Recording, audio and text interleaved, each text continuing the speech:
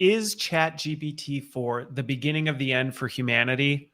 Well, it's an extreme statement. Sam Harris seems to think there's more short-term risk than many people realize. I'm Christopher Lind. Professionally, I'm a tech analyst, advisor, and HR exec. Personally, I'm a husband, father of 7, and I live life at the intersection of business, tech, and human experience.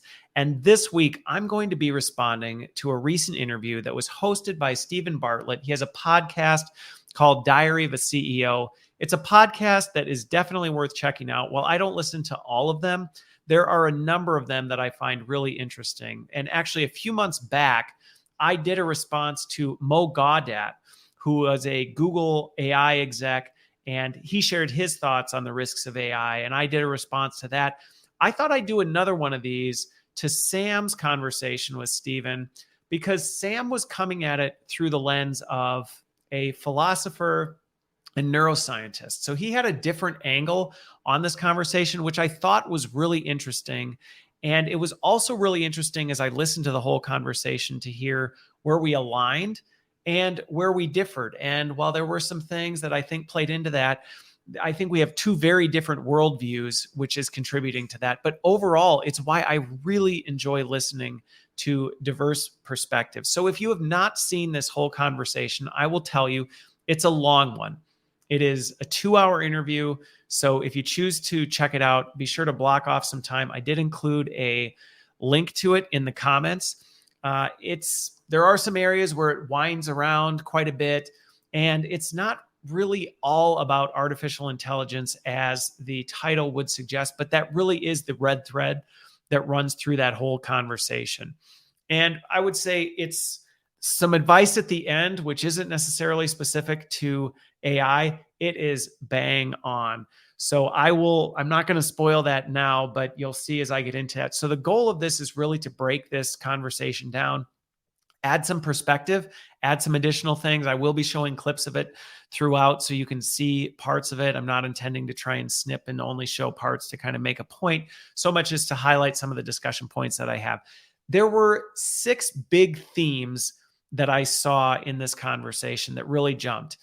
And one is the idea that superhuman advanced general intelligence, this AGI, this cognizant, sentient AI, really is an end objective, and that's inevitable.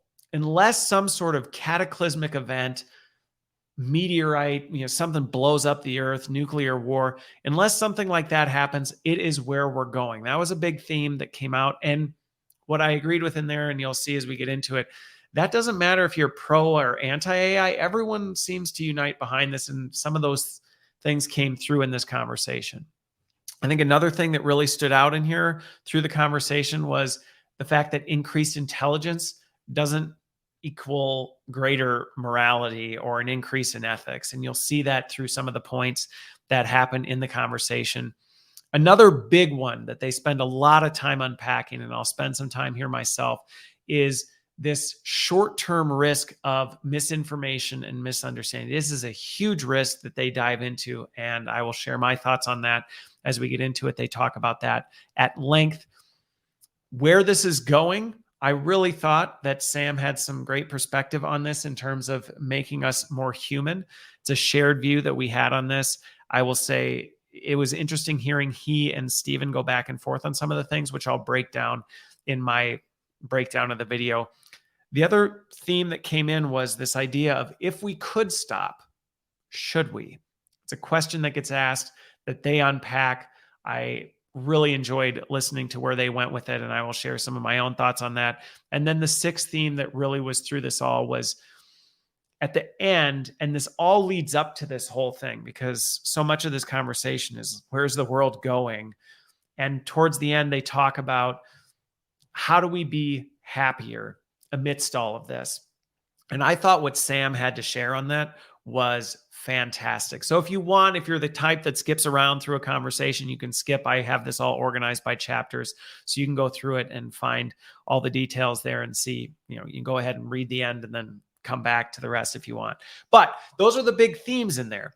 So where I want to start, though, in this. And like I said, there are some things. So if you see me looking around, some of it is me, looking at actually sharing some stuff as we go into this. But one of the things that they talked about was this idea of why lower intelligence puts you at a disadvantage. And I thought it was interesting the way they framed it up. I'll share some of my thoughts on what that looks like, but let me just play the clip for you that to me, I think articulates this really well. Now, it's true that the mismatch in our intelligence dictates a fundamental blindness with respect to what we've become in the meantime, right? So like, we have all these instrumental goals and things we care about that they cannot possibly conceive, right? They know that when we go get the leash and say it's time for a walk, they understand that And here he's particular part of talking the language about game. dogs and the But everything relationship else of we dogs do and when we're people. talking to each other, when we're on our computers or on our phones, they don't have the dimmest idea of what we're up to. And if something happened, we love, the truth is we love our dogs. We make just irrational sacrifices for our dogs. We prioritize their health over all kinds of things that is just amazing to consider. And yet, if there was a new, global pandemic kicking off and some xenovirus was jumping from dogs to humans, and it was just kind of super Ebola, right? It was 90% lethal. And this was just a forced choice between them. What do you value more, the lives of your dogs or the lives of your kids? Right? If that's a situation we were in, it's totally conceivable. I mean, it's not not by no means impossible. We would just kill all the dogs, right? And they would never know why, right? We would just. So I'm going to stop it there because I think that highlights really the main point they were talking about this, and the whole idea that Sam's getting at through this conversation about dogs and people is this idea that humans are significantly more intelligent than dogs. And he's using this on analogy to AI being like people and us being like dogs. And that ultimately this massive intelligence and why this is such a risk, because at some point, this lack of knowledge, if all of a sudden the machines make this decision and decide, you know what, we have to pick and choose, people aren't worth it anymore, it's just going to do it. And we're not going to have a clue. And underneath all this is a bit of a worldview that knowledge is really the ultimate when it comes to power and things like that, which I think there was some real truth to it. And so as he was talking about it, he goes into it at length. And like I said, there's a lot of stuff. I couldn't show the whole clip because it goes in circles quite a bit. But the thing with it that I thought was interesting is there is some truth to that. I definitely agree that this idea that, having a higher degree of intelligence does put you at an advantage in some regards for things. Where I think I diverge a bit on his thinking around this is the fact that, yes, I agree there is value in intelligence, but where I think, and I talked about this in my Mo Gaudat conversation, he neglects to recognize that there is a significant difference between wisdom and intelligence, and that you can be highly intelligent and at the same time be a complete fool. And we all know those people who have great deals of intelligence. They are super smart, all this stuff, and yet they make just these confounding mistakes and things like this. And so as he's talking about this whole risk associated with it, he's talking about the risk that comes with artificial intelligence having just this ridiculous level of intelligence in it and what a disadvantage it puts us at.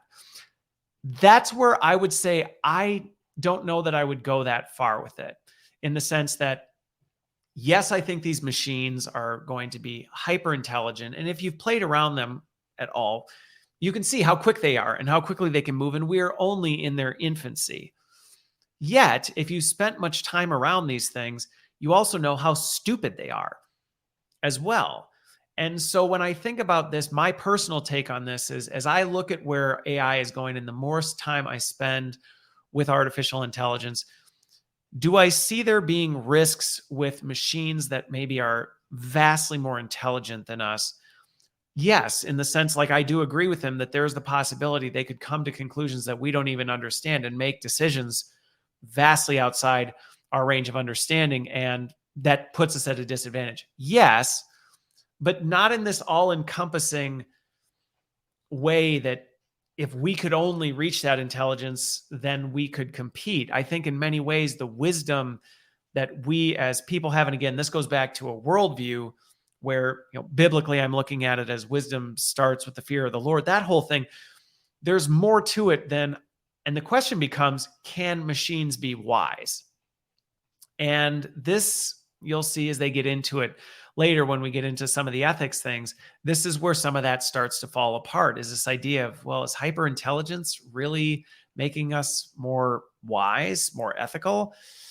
Not necessarily. And so some of the fear that I see, and I don't know if it's necessarily fear that he's sharing, but there's definitely concern that he has with this idea of hyper intelligent machines, vastly, vastly more intelligent than we are. And that just inevitably that puts us at a huge disadvantage. And I don't know that I give it the same weight of it being a disadvantage. Is it a disadvantage? Yes. Is it an unsurmountable disadvantage that we can't overcome? I don't know that I would go that far, which is a difference that I would say the two of us had when I was listening to this. And if you listen to the whole thing, you'll hear some of the implications that come along with that. Now, the other thing that jumping to another part of the conversation that he brings up that I thought was really interesting was some of the things he talked about when it came to how different the intelligence is. And one analogy he brings up is, if we were told an alien life form was coming to Earth in, I think he said 50 years, but we all know AI is coming a heck of a lot faster than that. He talked about how people would be freaking out, just completely freaking out. And yet many people know this hyperintelligence AI stuff is coming, and they're seeing it, they're experiencing it, they're doing all these things. And people in many regards are kind of like, not concerned. And before I get into where he goes with that and where we diverge a bit, because he said it's shocking to him. He talks about the fact he's very surprised because, putting those two analogies together, if we were told these aliens were coming, it would completely destroy us. People would be panicking and there would be sheer chaos everywhere. And yet we know basically that's what's happening with AI, and yet we're doing nothing. One of the other things he brought up that I thought, as he's kind of showing how different these things are, that I thought was a really interesting analogy. Let me share this one with you as well that comes in, where he talks about this intelligence difference between AI and us. And I think this little clip does a really good job of explaining why these machines are so intelligent, which then you'll see how this ties to this whole, if people knew this about aliens coming and they could travel light years, they'd be freaking out. So let me play this part. Is just a phantasmagorical difference in capacity. Just imagine we had 10 smart guys in a room over there, and they were working and thinking and talking a million times faster than we are, right? Well, so they're no smarter than we are, but they're just faster. And we talk to them once every 2 weeks just to catch up on, what they're up to and what they want to do and whether they still want to collaborate with us. Well, 2 weeks for us is 20,000 years of analogous progress for them. So how could we possibly hope to constrain the opinions and collaborate with and negotiate with people no smarter than ourselves, who are making 20,000 years of progress every time we make 2 weeks of progress, right? It's just, it's unimaginable. And yet there are many people that just think this is just fiction. All the noises I've made in the last 5 minutes are just like a new religion of fear, right? And it's just, there's no reason to think that alignment is even a potential problem. If your intuition is correct. Okay. So you can see where he's going with this. And this really ties between these two things, one that I shared before, and now this other alien component, where you can see, and the way he showcases that, I think really does highlight why there is area for concern around artificial intelligence, specifically on the intelligence side. So in that analogy of, well, if you had two people of equal intelligence, but one just moved 20,000 times faster, regardless if one was smarter than the other, one would just be so much further ahead that you wouldn't even be speaking the same language in terms of your understanding and comprehension. And so this ties back to this whole, why are people not freaking out about it when we know this stuff is even more intelligent than people and it's moving this much faster? So how much more, fearful should we be? Now, the part that I agree with him on completely, well, a couple things. So one, I agree with his point that yes, there is definitely call for concern. And if you've watched any of my content, you know that I'm not sitting here saying, hey, we have nothing to be worried about. There's nothing to be concerned about. Let's just move on and pay no attention to what's happening. I think there are definitely things that we should be paying attention to and mindful of with all of this. But going back to the wisdom thing, I don't know that we need to be quite as fearful as some folks are, because really at the end of the day, the thing I'm almost more concerned about than the technology as itself is the people behind that thing making these decisions. And that's where I think you'll see when we get to the next chunk, some of the things that we really need to be mindful of. But as we look at some of this stuff, going back to his thought of, he was struggling in that part of the conversation. He was struggling to understand why people just are dismissing this whole thing as, wow, this is just the next fear narrative. All this is designed to do is freak people out and all of this. And I was actually surprised he didn't go here, especially as a neuroscientist spending as much time in cognitive psychology, is just the fact we see this all the time with people. It's not surprising to me that people aren't really all that freaked out, that people aren't really, doing much about it, because one, I don't think people really know what to do with it. Secondly, in many regards, people are seeing a lot of the positive side of it, or seemingly positive side, and aren't really paying attention to the risks. And this is just human behavior in general. To his analogy in the video where he talks about if there was an announcement that aliens of this hyper intelligence, they could travel light years, imagine how much more powerful and smart they are coming in 50 years, we'd just be in sheer panic. I agree that that would probably happen initially. And we haven't seen that with AI very much. I think many people have been very dismissive of some of the risks, which I think is not a good thing. But ultimately, I think if we were to look at that same scenario, let's say alien invasion, super beings coming to planet Earth type of a thing, I actually think if we knew that was coming, we'd see people fall into the same state that they're falling into now with artificial intelligence, especially if that alien race was sending snack bags and other things to us. And we're going, hey, like maybe this isn't really all that bad anyway. I'm seeing a lot of good. We as a society just are not good at evaluating the risks that are past the end of our nose. I mean, that's just human behavior. We tend to panic. And then once we realize, oh, maybe it's not quite as bad as I thought, we just fall back into a lull of complacency. And so I was a little surprised by, as much time as they spent going back and forth on kind of the fear that we probably should have. I would almost say there's a fear in terms of like a healthy respect that we should have for it. I don't know that I go quite as far as Sam does in terms of where he's going with this idea that these hyper intelligent machines are just going to be able to completely vanquish us type of a thing. I think, again, going back to what I said earlier, I think there's just such a difference between intelligence and wisdom that I don't know that I see it quite through the same lens that he is in all of that. But it was a really interesting part as they dug through that. And I really do think the idea that there is such a huge distinguishment in where these machines will be compared to where we are.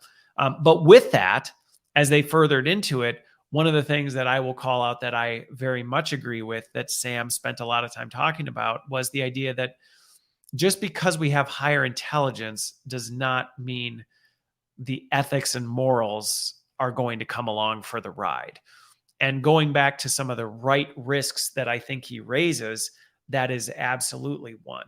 I think there is a risk of people starting to view AI almost as a savior. You can have a bit of a savior complex with it, where you can start to see it as the solution to everything. And it's going to, and you can over index on this. I get there's the fear mongering on the one side saying this is going to be the beginning of the end.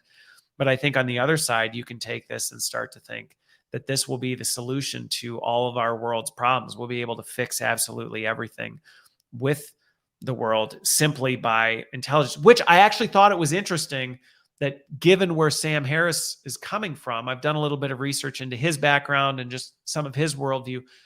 I'm actually surprised that that's not an area of conflict for him, that, the whole ethics side that he wouldn't naturally assume that it would come along with intelligence, which I thought was really balanced as a philosopher. He recognizes that just because we get smarter and smarter and smarter, and even if these machines get smarter and smarter and smarter, he's not using the word wisdom, but the ethics and the morals that come along don't necessarily come along for the ride. And I think that is an area of risk that we have to be hyper aware of.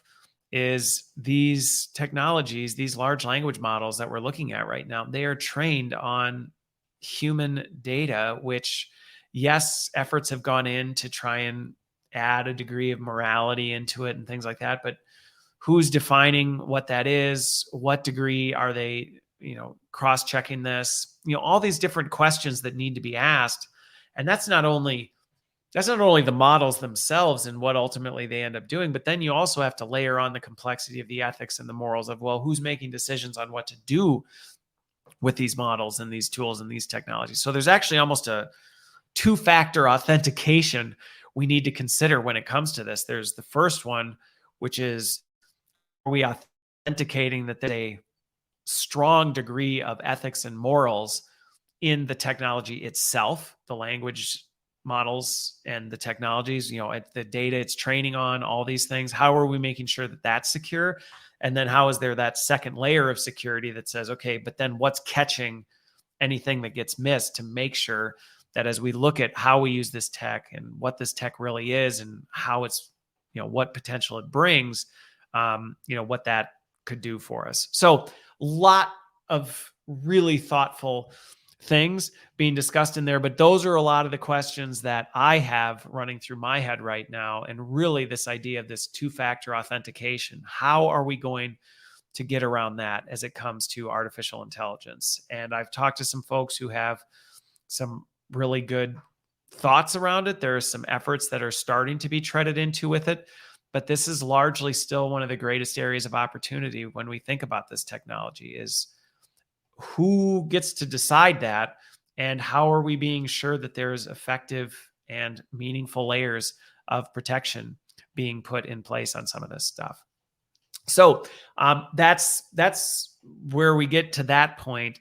As we transition from this is where Sam goes into, because as you can see from the previous parts of the conversation, they're talking about, this hyper intelligence, the risk of annihilation and all this other stuff.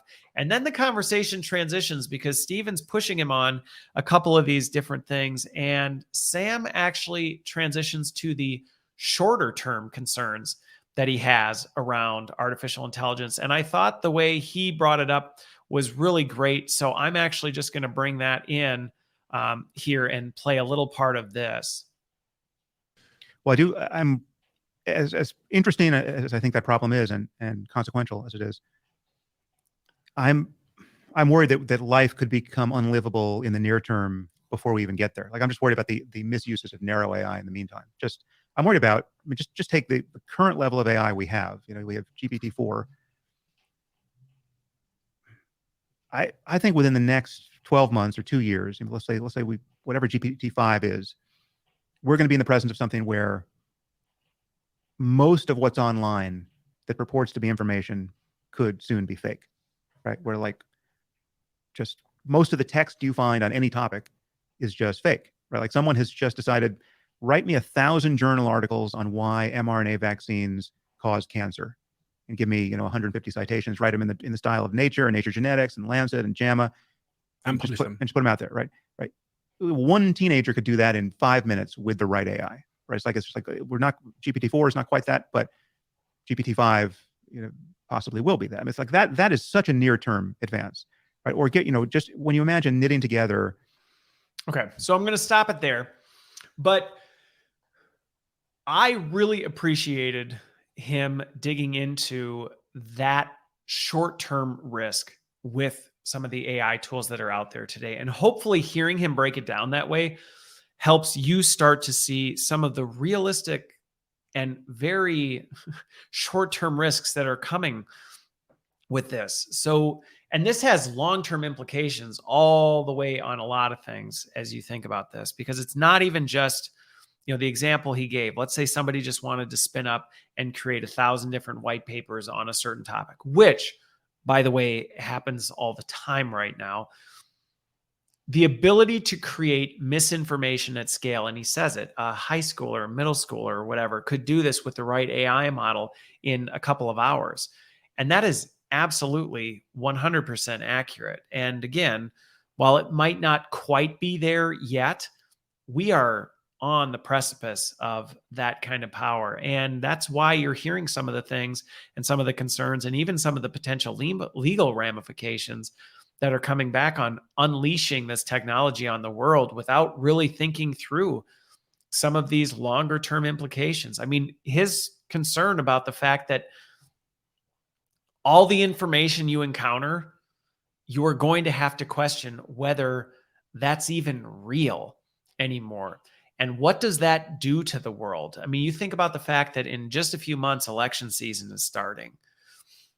And the idea that these AI models already are at a point where creating misinformation on mass scales is completely plausible. It's not a stretch to think that anybody who really has nefarious purposes could sit and do this. And it could put everyone in, I think, the way Sam describes it, you could send someone into a conspiracy cult for the rest of their life, which is truly a state of psychosis where you just are finding everything you want to believe about the world, and it just leads you into utter madness. And the reality is, something that I think is really important for us to think about. It is so much easier to break things than it is to fix them. And when we start thinking about, what these things look like before we just unleash them on the masses, I mean, there is some really, really, really short term. And then I'm going to talk about the long term things with this. But, short term, misinformation is going to be everywhere. I just think of a story. I recently did a Learning Tech Talks where I was talking with somebody in the cybersecurity thing, and I was talking to them about, just some of the practical risks that this misinformation is going to start creating. If you're not familiar with some of these applications of technology, like you can create a computer generated copy of someone's voice. It sounds almost identical to them, actually indistinguishable, unless you know the person and really know the nuance of the way they say things and how they say things. You wouldn't be able to detect a difference. And on that, we talked about the fact that just simple best practice is, hey, how do you combat this? And our whole thing was, if you get a call from someone, sounds a little odd, say, can I call you right back? And I'm not kidding you, less than a week later, someone reached out to me and it had happened to them. And they remembered my conversation and saying, that's what you need to do. And they did it. And it prevented them from being, taken advantage of, because they went, wait a minute, something smells fishy about this. Can I call you right back? And they called their, this person back, and they're like, what are you talking about? I didn't just call you. So living in a world where we have to question everything, near term is real. So there are some really practical things from an education standpoint that I think if you're a learning leader, you need to be cognizant of this. If you're a parent, you need to be cognizant of this. But if you're just a human being on this planet, we need to be aware of the fact that misinformation is going to be coming at us faster than we know what we can do with. And it's going to become a lot harder to find what is true and what is right on the internet. And even in relationships, because people are going to be consuming all this misinformation and going back to living in a cult of conspiracies and going into a state of madness, it's going to become more difficult to go, well, wait a minute, how do you distinguish what is real and what is not anymore? And that's right around the corner. If we aren't already in those days now, we are not far from them. And like I said, I don't have a good solution to this other than, as a learning leader and as dad of 7, how do we educate people to know how to handle this and what are good practices for identifying, and you'll see where this is going later on, but there's a lot of things that this has long-term implications and short-term implications. Some of the longer term implications, though, that I think really come up, well, and so short term, this need for educating people on what the risks are, and even teaching people basic things like, breaking down arguments and understanding how to detect fallacies and how to detect real information and distinguish it from fake information, and how to challenge your own assumptions and be aware of your own biases. And I mean, all of these things are going to become critical skills just to survive anymore. You're going to have to be able to navigate that and be able to distinguish and question and look at things and look objectively. And I mean, this is very, very, very real. Now, what's interesting about that, though, is that requires space. And one of the things that Sam talked about in here that I thought was really good, just as a practical implication that anybody can do today, is giving yourself more space between reacting. So in the podcast, he talks about why he deleted Twitter. And it wasn't just that it was this place of angry, extremes, but the fact that Twitter was an enabler for him to not think critically on things, because when he saw something, he could react and then boom, and do something with it. And so he deleted Twitter because it forced him to take more time to process. And so now he has days to think. And so when he sees something, when he hears something, he has to think and process it for a few days before he decides, am I going to do a podcast on this or am I not? And I can say from my own story, intentional space in between reactions is a very practical way to help you break through some of this misinformation, because it actually gives you time to process your own emotions, your own feelings, your own reactions, to actually weigh the validity of what you're reading and what you're doing. And the problem is, when you don't have that space, not only is it not good for you, because you amp yourself up on some of these things and you end up flying off the handle.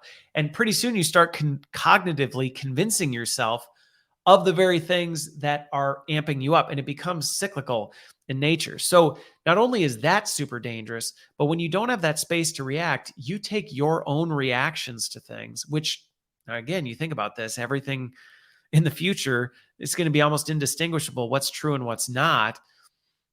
You now are spreading it at a rate that is now putting other people in jeopardy, because you're now taking this and you're putting that in their lap, and you're taking your reactional and your emotional response, something, and you're throwing it in someone else. And now you're creating that very same environment for them. And they may not have the coping mechanisms or the infrastructure in place, the securities in place to help protect them from that. And so as we think about caring for each other, I thought Sam's advice of finding space and being intentional about creating space before reacting is going to be critical, not only for your health and well-being, but in being kind and loving to other people, because we are going to just continue to be on this path of continuous outrage over things that we know now we aren't even going to know if they're true or not.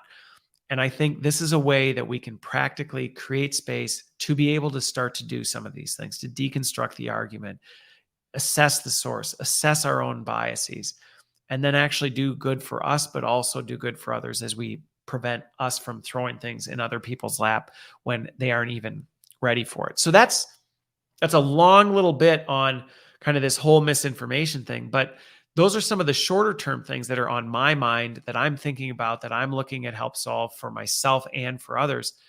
But one of the other things that they didn't dig into on this very much, that I spend a lot of time thinking about right now, is yes, we're talking about all this misinformation, and yes, short term, we're going to need to get better at diagnosing, what's real, what's not, how do we assess all this stuff. But as the ocean fills with more stuff that's triggering us to have to question and dive into this whole, well, is this real? Is this not real?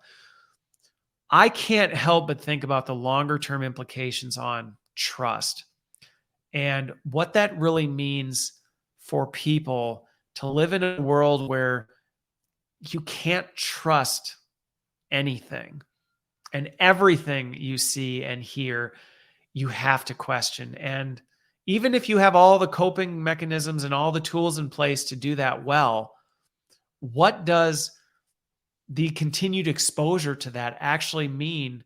And what is that actually going to do to us?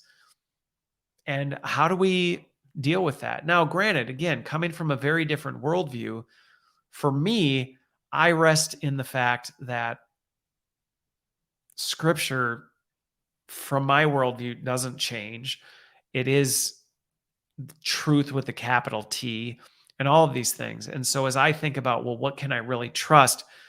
For me, there's something to go back to. As I think about this for Sam, and I don't know where Stephen is, I don't know what they go back to. And I don't know what people who don't have that capital T, what do you go back to give you some sense of a stable foundation? And what is being faced constantly with the fact that you are sitting on shifting sand? What does that do to a person? I don't know. But to me, this is a longer term effect that concerns me a lot, because I'm very concerned what constantly being pressed with questioning literally everything, everyone, everything you read, every conversation you have, what does that do to somebody? What kind of psychological effect does that have? What kind of effect does that have on the relationships that we have with other people? And it's not even just the people that people need to be able to trust, but that the institutions, we're in an age where we question every institution. And as a result, we've seen that now we just hand everything over to the individual. We don't trust the institution, but anybody who seems like a reasonable, trustworthy person, we'll give them a platform, and then we'll trust that. But as we start creeping into the age of, okay, well, but now that's going to start falling apart, because how do we know that even what they're saying isn't built on misinformation and it can be trustworthy? Without that capital T, I am very concerned for what will happen and the effect that that's going to have on people.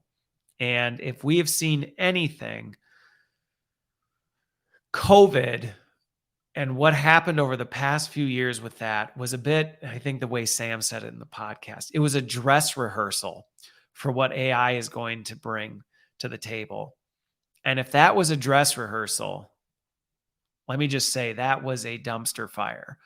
How the past few years have played out and what it has done to dividing people, what it's done to tribalism, to making people believe things regardless of any sort of truth or evidence that's presented to them, because it goes against the tribe or wherever they're standing. It's concerning, because if that's just the dress rehearsal and we're about to turn the volume up to 11, we have some very concerning years ahead of us. And that's not doomsday propaganda. That's not me saying, oh no, the end of the world is here.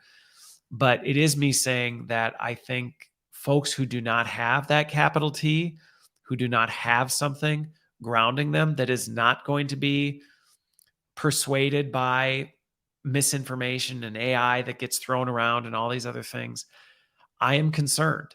I am very concerned when folks don't have that. And what will that constant shifting sand do to people? And where do we go from there? And I think one of the things that came out in this conversation that I don't agree with is Sam talked a little bit about, needing to rely on our own intuition and needing to be more grounded in our own self and things like that.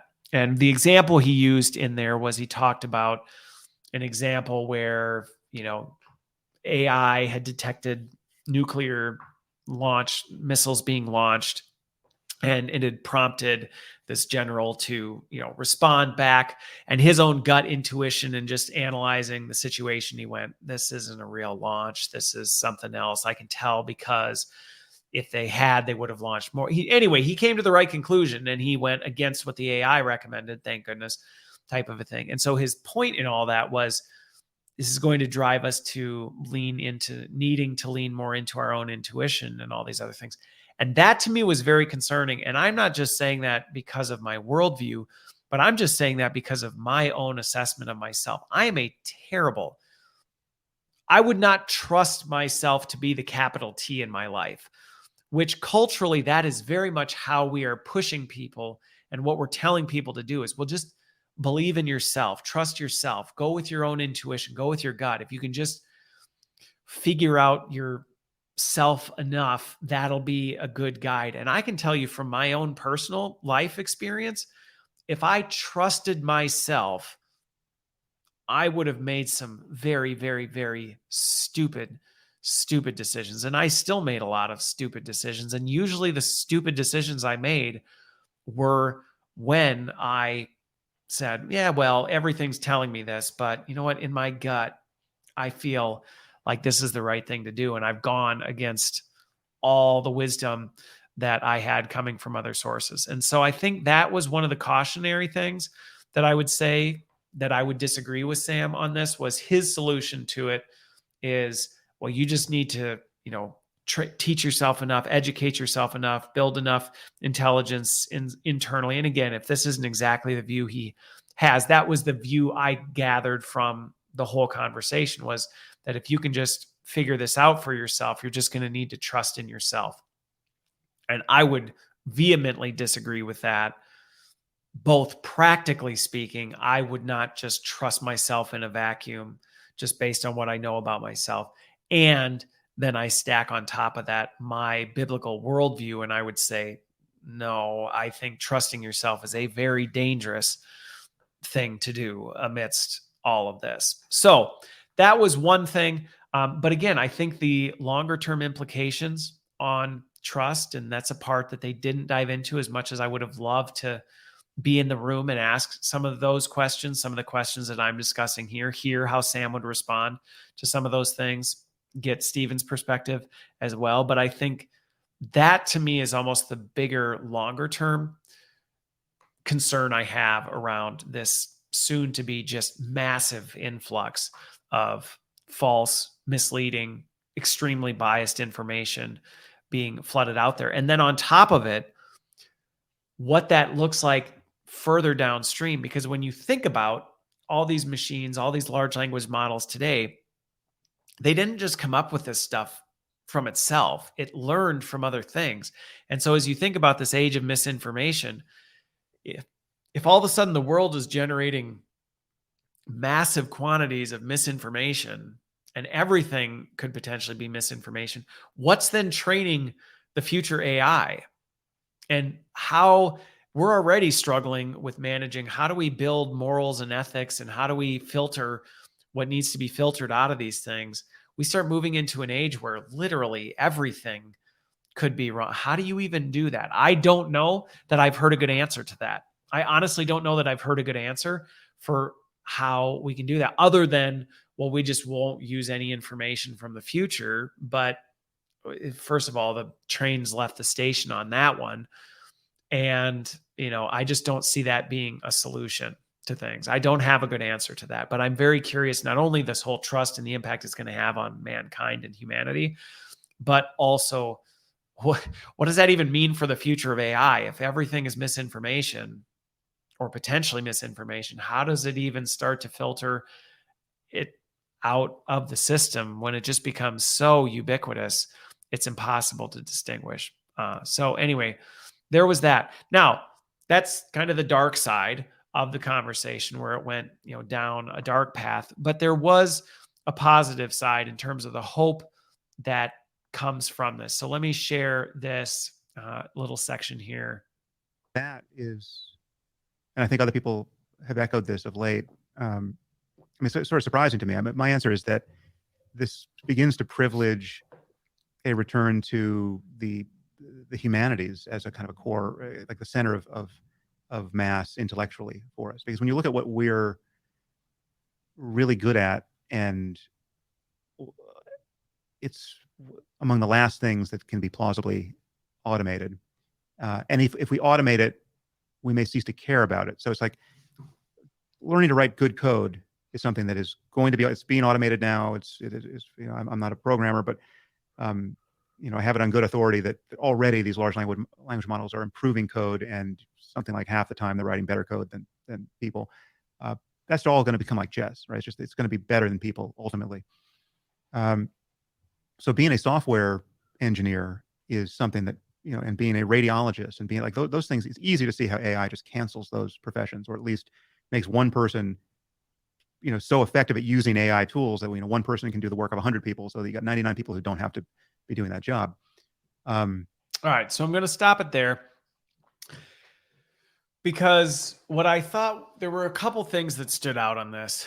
And one, I am very much in alignment with Sam on this, that I think where this is going to go is going to push us to be more human. And I think that's one of the most exciting parts about what artificial intelligence is going to do potentially, is to encourage us to focus on. And I talk a lot about this in the HR and skills space, that the skills that are going to rise to the surface are going to be the human skills, the skills where people are really leaning into their human capacity and what all that looks like. I think his point of things like a coder or a radiologist, do they go away completely, or do they just change to the point where there's only a need for one because one can do the work of 100?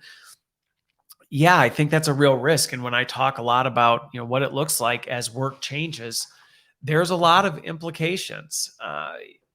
The thing that he said in there that I really liked was, he talked about, with engineering problems, people just want it to work. They're not necessarily concerned about the beauty and the creativity that goes into it. They just want to fix a problem. And so as we think about jobs and the implications of that, as we look at jobs where it's an engineering problem or it's something just very tactical and robotic, it's going to have major implications on this, where some of those jobs, and I talk about this a lot on leadership development, being a great leader is going to be something that is going to stand the test of this. And while AI may come alongside, at the end of the day, a leader is still going to be something that stands different. Now, the thing that I thought was interesting about this is people throw this around a lot, and I don't even know that I've fully thought through my answer on this. But we say, well, the things that are distinctly human will really stand out. And it goes, but what really is that? What really is distinctively human? And I think the thing that's going to be unique about that is, I think that's going to be different for a lot of different people in a lot of different situations. And one of the things in the podcast that I think highlighted this was, so Stephen pushed, they talked about, I think Stephen shared that he listened to a conversation, or maybe it was Sam who listened to a conversation. I can't remember which one did, but they listened to a conversation, and it wasn't two real people. It was two artificial intelligence. They'd written a script, and then they made a voice that was to sound like these two really famous people, and they did it. And whoever it was who said they listened to it just went like, I just wasn't even interested in it because it wasn't real. And the pushback to it was, well, but that's only because you knew. And I think this is where it's going to start to get really messy, because even going back to the misinformation thing, are people going to care deeply about things if they believe that they're real and they're human, but then if they find out they're not real, like a song? And they talked about this briefly, but I spent a lot of time thinking about this. If a song is created by artificial intelligence with, an artist, your favorite artist, this and that, and you love the song, but then you find out it's made by AI, how does that change it? And so what does that really look like? And I don't know that we've really spent enough time in this. I think going back to some of these things, the things that are more distinctly human, I do agree are going to rise to the top. But I think where that plays out, and how can you just operate off the assumption that, well, what I do is more human, so therefore it's immune to the risk of AI? I don't think so. Because even going back to the music, there are going to be some people who are totally fine with AI created music. And there are going to be some other people who have a wonder and curiosity for music and the human interaction in this. So I don't know. And I really don't know that like I said, I don't know that we've figured out the answer to this. And I think it's also going to create new ways of doing things that we just had not imagined. I have someone that I work with who is big into creating AI art right now. And the way that this individual does it It's absolutely beautiful what they do. And I have always said that AI plus a person together will hands down always be better than either of them independent. And this is an example where this individual does this, where I go, this is totally amazing what they're able to do with these AI image generators and how they're able to take their creativity with the power and scale of artificial intelligence and create something that is truly wonderful that they wouldn't have been able to create before. And so, what does that look like in terms of, well, so will all artists be AI artists? I don't know. But I think even the fact we're spending more time thinking about that is evidence that artificial intelligence is pushing us and encouraging us to be more human. It's forcing us to think about some of these things. And I think that's a really good thing. I think the fact we're actually having to take time to think and wrestle with and work through some of this stuff, I think that in and of itself is a human capability that AI is bringing out in people that they may not even realize. And I'm very optimistic that that's going to be a really good thing. Now, where it was interesting listening to that transition and the conversation on this was they talked about the fact that one of Steven's pushbacks to Sam on this idea that, people won't be fine with this because Sam tended to take the side that, AI is just ultimately going to do so much stuff that we're going to get to a point where there's just going to be so much wealth and so much success in the system. It's going to ultimately probably lead us to needing a universal basic income and then just redistributing that wealth. And one of the things that Sam talked about was this idea that, for a while, the wealth divide is just going to get so great because there's people who are just going to be making trillions off of this stuff. And then everybody else is going to be down here. And then there's just going to be this cosmic overthrow, and then it pops, and then things kind of come back to that. But what was interesting about it, and as part of Sam's discussion going towards this, he was just talking about AI and its ability to do so much of this work and all these other things and where it goes. And Stephen pushed back, and it was interesting because he pushed back and he talked about the fact that people care and want purpose in the work that they do. And so that was Stephen's pushback to Sam's idea of AI coming for jobs and, people potentially not even needing to work anymore. And Stephen said, but I think people really find purpose in work. And what I thought that Sam said, which I agree with, is that he disagreed and he goes, but who says that purpose has to be monetary? And what was interesting is Sam ended up taking it into this realm where he started talking about the fact that, I have no doubt people are still going to work because they want to, they desire for that purpose. But what we're going to have to learn to do is how to be happy without the need to justify our value through traditional means, to find our value in something different than, our monetary wealth or these other things, which is a very interesting thought experiment to go into this. But what I thought was interesting about where Sam's line of thinking with this was a couple things came out on this. Was one, the idea that survival, as in like having to fight just to exist, isn't normal. Okay.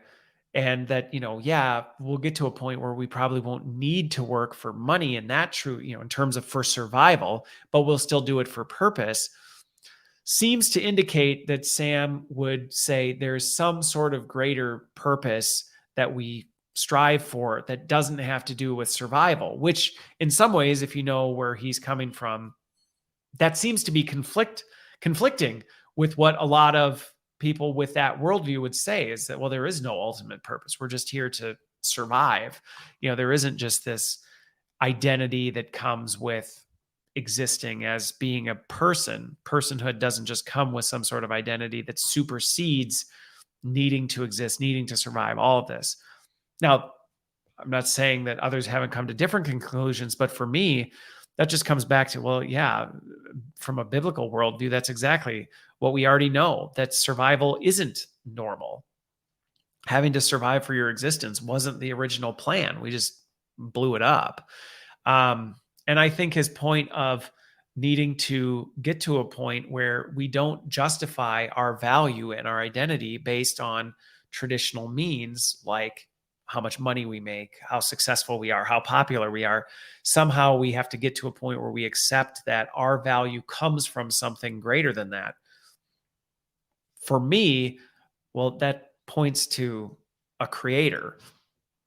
Otherwise, where else would that value come from? How could you ever find satisfaction in just existing and working for the sake of purpose if there's nothing that gives that purpose? So that was the part I thought it was really interesting listening to him articulate his view on some of these points and then trying to unwind it and go, how do you, I struggled to see how you hold that view and hold to some of these other views that you have. So it was just really interesting. But again, for those who watch and think about this stuff, I think it is a very interesting space to be thinking about, is if machines are able to take some of this stuff from us, what's left? I agree 100% with Stephen that there will be this, our desire for purpose, our desire to matter and have meaning and fulfillment isn't going to go away, but machines have the potential to take that away.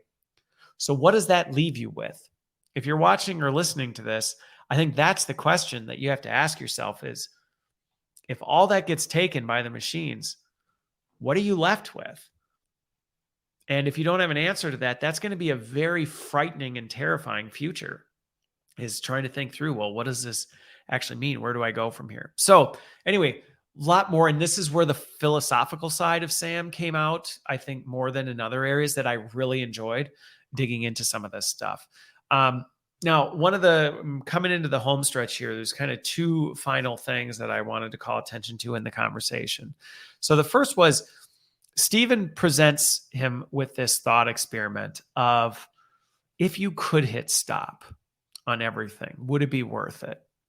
And this goes back to the side, the philosophical side of Sam that I really enjoyed listening to, was that question is a lot more complicated to answer than I think people realize, and I think in this binary way of thinking of, well, let's just stop AI.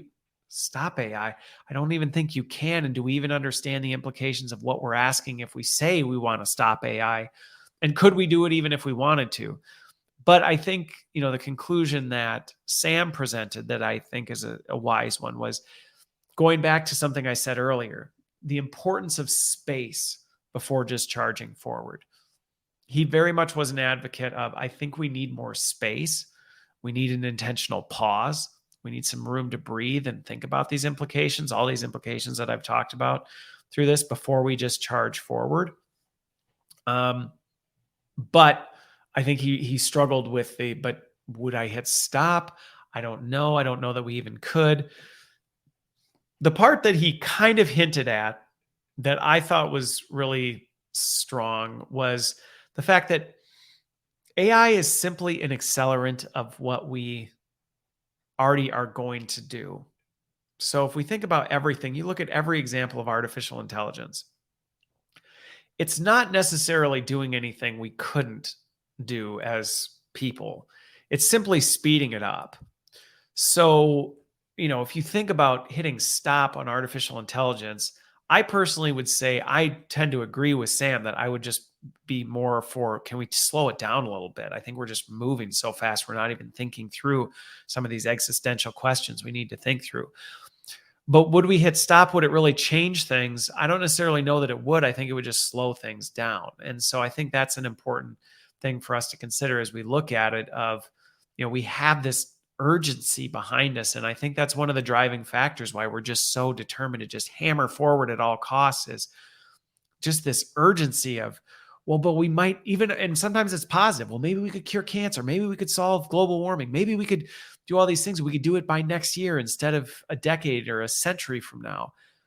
And those are noble and reasonable things to think about.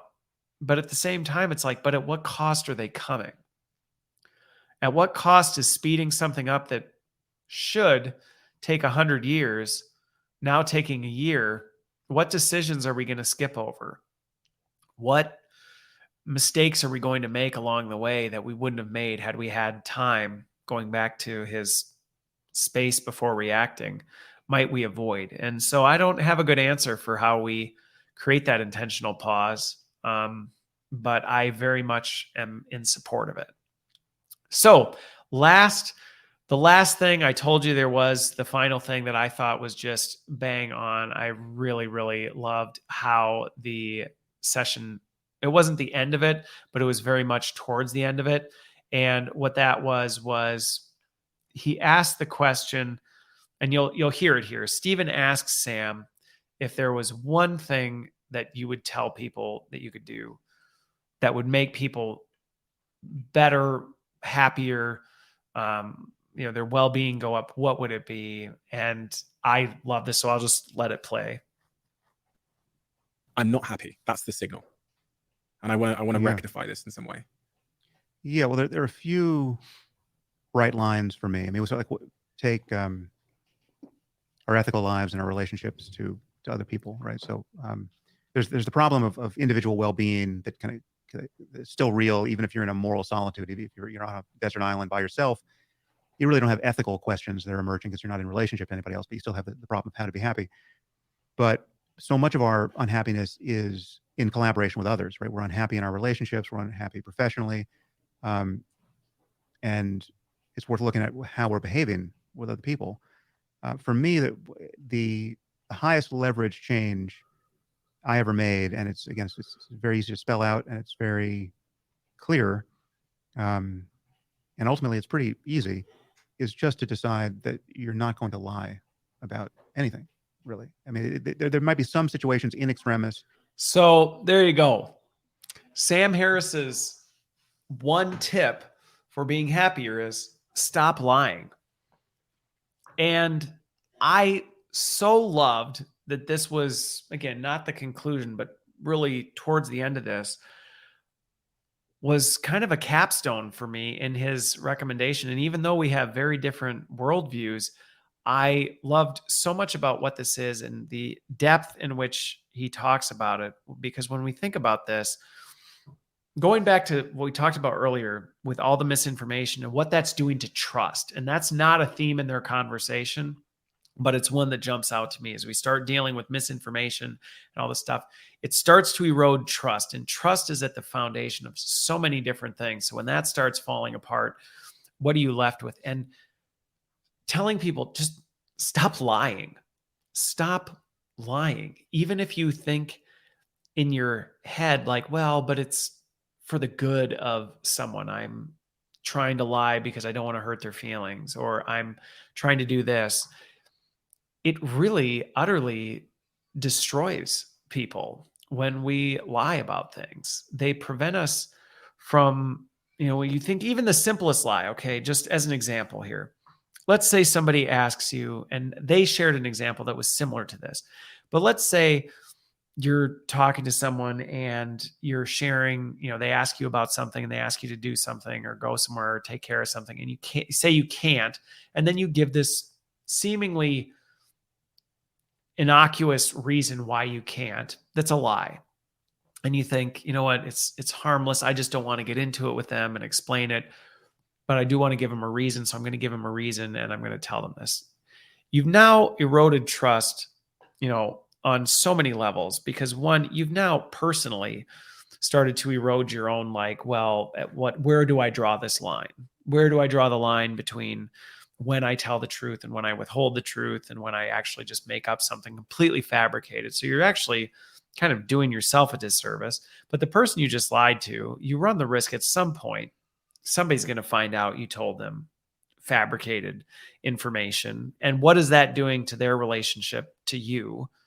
Right. And also, what is it doing to you that you're doing this? And then even if they're accepting it, right, what is that doing to the way you think about them? How's that changing what you're, and so you got that, then you got them, they find out, now they question, well, if you lied to me about this, what else did you lie to me about, type of thing. Trust starts to go. But you even think about somebody who might overhear that, who now knows the truth and then goes, well, now I can't trust that person because if he's lied to that person, What's to stop this person from lying to me? And how do I know they haven't already? And trust just starts to just unravel in so many different ways. Now, I think this is the thing, lies prevent us from looking at who we really are. And we always justify these. Well, I lied to them because of whatever. But you have to then go, well, okay, but why did you feel that you needed to do that? Why couldn't you just be honest? Why couldn't you just not give a reason? Why do you have to give a reason? You don't have to give everybody a reason for why you're doing something. You just say, it's not going to work for me. You don't have to tell people. There's so many things that you then have to look at yourself and go, okay, why am I filling space with inaccurate information? And just there are so many implications. I personally, in my own life, this was an area early on in my youth and growing up that it was a very difficult area for me. And I justified it for a number of reasons. It was for my own personal safety in some regards. And so then that became a pattern of behavior where that was how I protected myself. And, having finally, years later gotten out of it and going, whoa, and seeing the destruction it wreaked on my life and on the lives of others and other things. And then I see this happen in other areas and I just go, man, what wise words from Sam Harris in this. And if there were, there's a lot that you could take away from this conversation, but if there was one thing that you just actioned against and you said, you know what, man, I'm going to be more intentional about telling the truth and the positive implications that could have. And if every person made it a commitment to say, you know what, I'm going to be more honest. I'm going to be more honest. I'm not going to shroud, fabricate, mislead. I'm not going to, regardless of what it is. And even he in there gives, some examples of like, well, it might be difficult to say never, never, never, never. Again, I don't know, if your spouse comes up to you and asks you, how do I look in this? And you don't think it's great, maybe, I don't know how you would work your way through that. So of course it's easy to think of all the exceptions, but I would almost encourage people rather to think through the exceptions of why that won't work, to think more on why it could and what a benefit that would be to you and also everyone. And if collectively we all made a commitment to do that, how much would that combat some of these things that came up in this interview? How much would it combat the misinformation? How much would it fight against the erosion of trust that will be caused by that? How much will it lead us to engage and be more human and vulnerable with one another because we know that we're dealing with people who are honest and trustworthy and things like that. And the implications of this are so huge. I don't even know that when Sam shared it, he realized how deep of a recommendation and an ask that this really is, and the red threads and the hooks that this has into so many other things related to the AI conversation and so much more. So with that, there is a lot more in here. This is half the length of the interview itself, but there's a lot more there that you can check out. But those really were some of the biggest things that came through. Hopefully this was helpful in highlighting some of these bigger things that were really in depth and in deep conversation. And hopefully, if anything, like I said at the end, hey, what can we do to be more trustworthy, be more honorable, be more honest with each other? And how might that positively impact the future ahead of us with AI? So with that, I'm Christopher Lind, and I will see you in the next one.